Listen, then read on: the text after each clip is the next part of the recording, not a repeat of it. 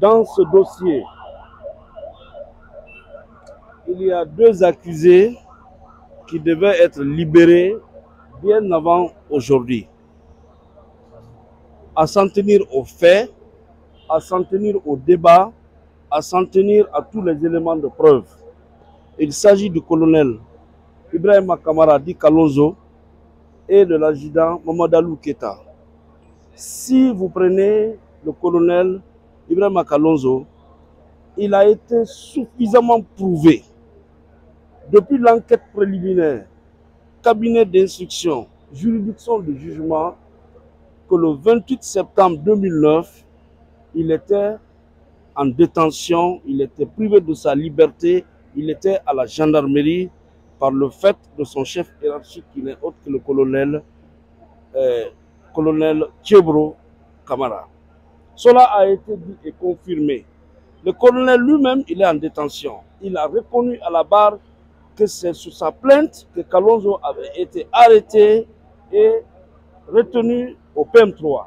À partir de là, si nous voulons un procès juste et équitable, lui, il devait déjà être libéré. Il n'y a pas de raison qu'il continue à rester ici.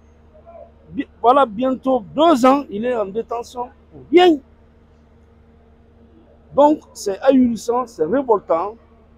La justice vérifie, la justice examine, mais lorsqu'il y a des éléments intrinsèques, lorsqu'il y a des éléments indiscutables, tangibles, imparables dans le dossier, qui peuvent permettre une libération, il faut libérer. Il ne faut pas continuer à garder en prison par le simple plaisir de continuer à garder des citoyens en prison.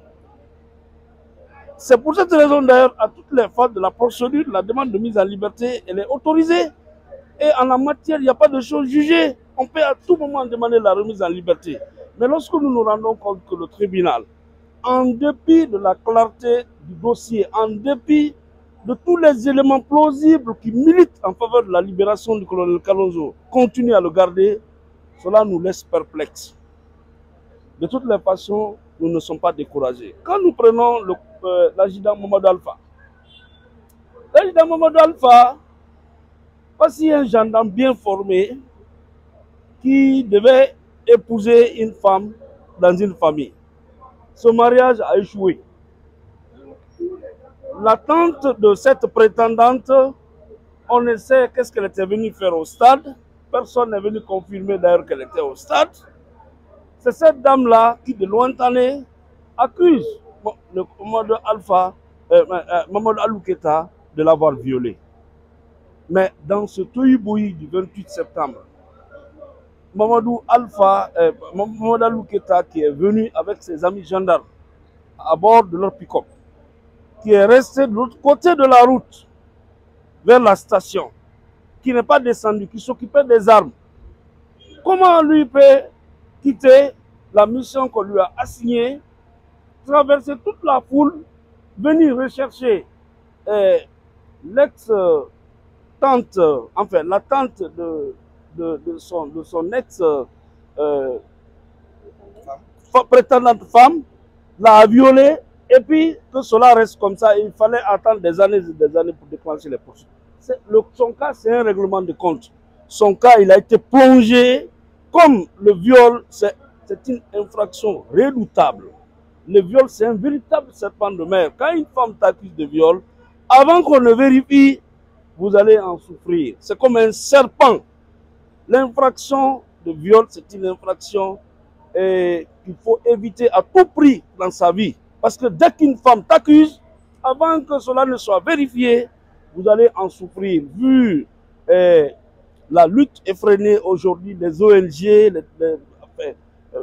le viol même est classé parmi les crimes contre l'humanité. Donc son sort a été malheureusement scellé, mais le dossier en lui-même est vide. Une confrontation avait été faite au cabinet d'instruction. En ce moment, nous ne sommes pas constitués. À la barre, la même confrontation doit être reprise. Hier, il semblerait que la partie civile avait été invitée. Notre client est en détention, nous ne sommes pas au courant. Ça, c'est une déloyauté. Si il doit y avoir une confrontation, toutes les parties doivent être informées de la date et de l'ordre de la confrontation. Et d'ailleurs, le juge ne peut fonder sa décision que sur des éléments de preuve qui lui ont été apportés et contradictoirement discutés à l'audience. Nous avons nos droits qui sont très rétrécis dans ce procès. Chacun de nous observe, regarde et tire les conséquences. De toutes les façons, personne ne peut nous décourager d'exercer notre mission. Nous l'exercerons. Et devant ce tribunal de première instance et devant la cour d'appel, nous irons jusqu'au bout parce que tant que nos clients ne sont pas libérés, les innocents ne sont pas libérés, nous allons continuer à nous battre. Je vous remercie.